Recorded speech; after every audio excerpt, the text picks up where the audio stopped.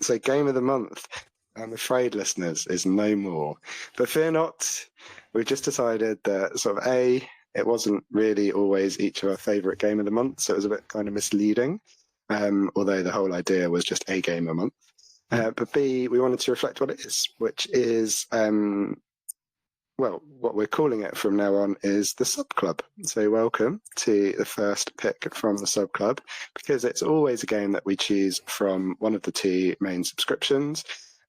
So either Xbox Game Pass or PlayStation Plus. The idea is that then it's a low barrier of entry, low cost of entry for any of you guys to listen, to play along, and to give us our thoughts. Obviously, the games are available to purchase if you're not into the whole subscription thing, but we're old cheapskates, so we kind of love it. And so, yeah, our pick for last month, we do play at least 4 hours is the only specification. And as James pointed out, when we kind of set up that, yeah, that's completely arbitrary.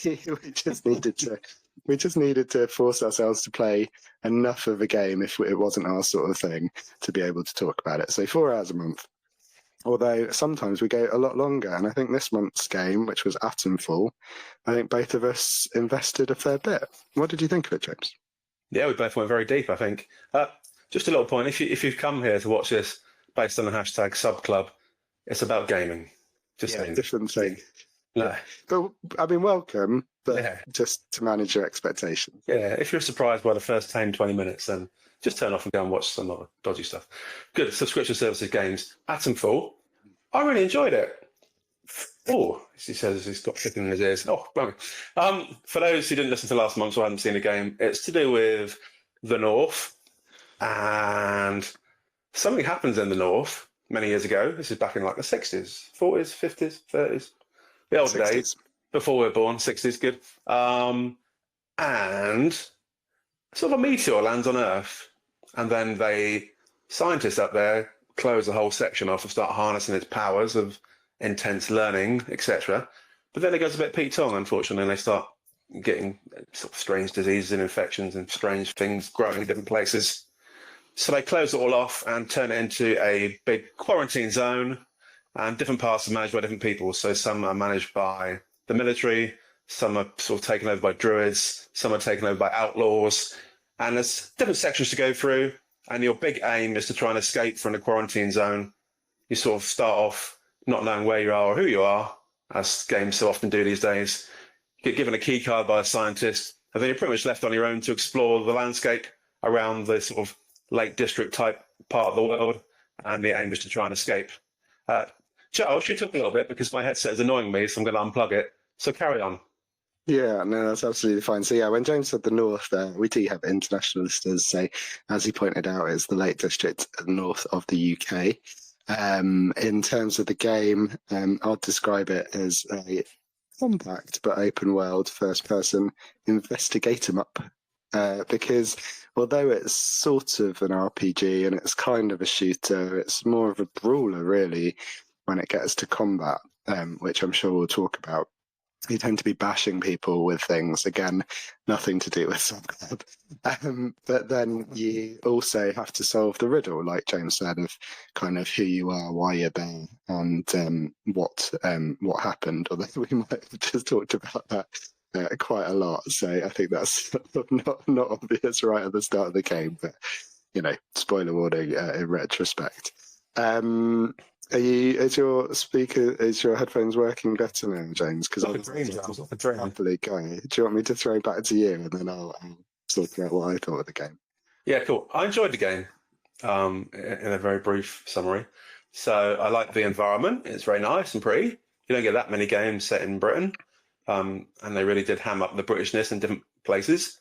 Sort of British insults and some of the occasional murmurings by the soldiers were related to sort of English towns and different things. Like one of the comments was, "It's so boring here. I almost wish I was back home in Swindon," which I quite enjoyed because I also hate Swindon, being from Reading. And little things like that. It's sort of graffiti on the walls is quite British, and some of its low-level insults, which is quite fun. And it's all very green and pleasant, apart from the things growing in different places and the lots of baddies creeping around trying to shoot you. So I enjoyed the exploration side of it. One of the good things is you can pick the type of way you want to play the game. So at the start, and any time in the game, you can choose a different kind of role. So one of the roles is the investigator role. So I went for that one, which means the combat's a lot easier than average, but the investigation side of things is the hard one. So it doesn't give you many waypoints on the maps. You have to discover everything yourself and stroll around aimlessly trying to find clues and take stuff forward in lots of different quests. But the combat's a lot easier. And these days, as I'm getting a bit older, I can't be asked with killing lots of people over and over again. So I prefer just to give them a couple of quick whacks and wander on to the next bit of questing. I prefer the story these days and whacking people generally. So that was good that you can choose that part of it. Some parts were a bit irritating. There are some really difficult parts, which can be a bit annoying. You have to play them a few times to actually get out of it. But I enjoyed all the side quests. You can pick lots of different factions. I've already mentioned the Druids. I've already mentioned the military. I've already mentioned the Outlaws. There's also lots of different other people knocking around, like scientists and all kinds of things. And each one tries to drag you into their little bit as a means of escape. So I say, well, if you team up with me and do these different quests for me, then I can help you escape at the end. And throughout the game, you can start off by keeping everyone on side and doing lots of quests for everyone. But then at some stage, you have to decide which way you want to go, because who you team up with affects how you finish the game off. So each ending is similar because you all end up in the same place. And you do a similar thing, but the way you do it and the actual tactic you use to end the game is different. And then depending on which method you chose, you will kind of leave with this character at the end. That's the only downside. The ending was really good, but the actual physical tiny last bit of the ending was pretty underwhelming. The person I chose to leave with, you sort of just have a chat at the end, you walk out the door, and that's kind of it. And you're like, oh, okay.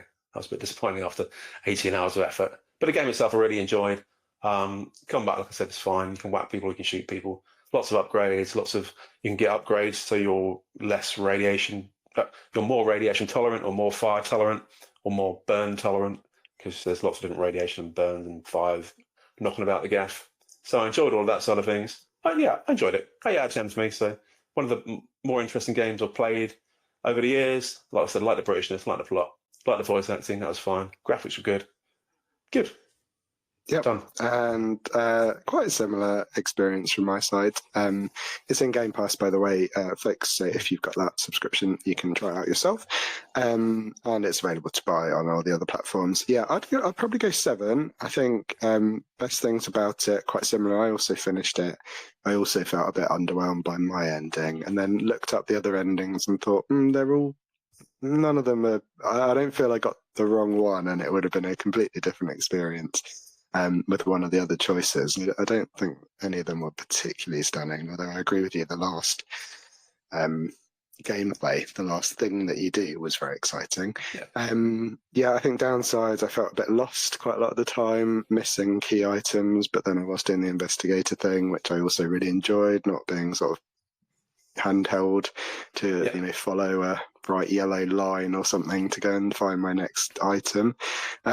Difficulty spike, same for me. And honestly, I think I would have given it a 7, and somewhere around, I finished about 18 hours also. Somewhere around the 14-hour mark, I think I was probably done. But being a stubborn ox, I felt like it was pretty close to the end. And felt like I should carry on. So, I think, I can't remember if that was your choice or my choice, James, but it was certainly an interesting game to play and enjoyed it. And I think we've both got lots of other interesting games that we've been playing this month, by the looks of it. Yeah, the only thing I was saying Atomfall was I might have just missed it, but I was hoping that by the end of the game you work out who you were and why you were there and how you got there. But I can't remember working it out, and that annoyed me. I think you're right. I escaped at the end, but I didn't know who I was and why I was there. So that would have helped me out a bit, I think. Yeah, so that annoyed me. Anyway, moving on. 8 out of 10, good game. Very British, loved it.